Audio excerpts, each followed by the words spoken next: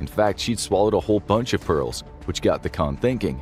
There were pearls in this city, and other people might have had the same idea as this woman. So he ordered his soldiers to disembowel every last person and go through their insides looking for pearls or other jewels. Now let's dig a little bit deeper. Excuse the pun. The Battle of Kalka River.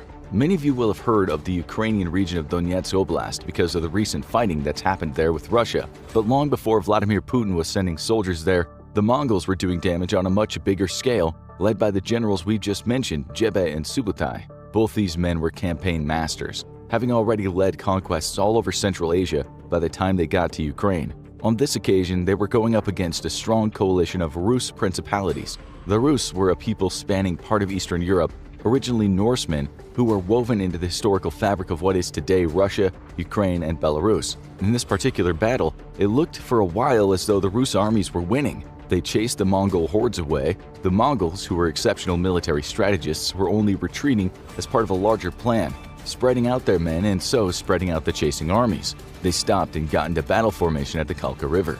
It was the Cumans who got there first. These were nomadic people from the steppes of Central Asia. Alone against the Mongols, they were beaten with ease. Historians can't agree on how many men died.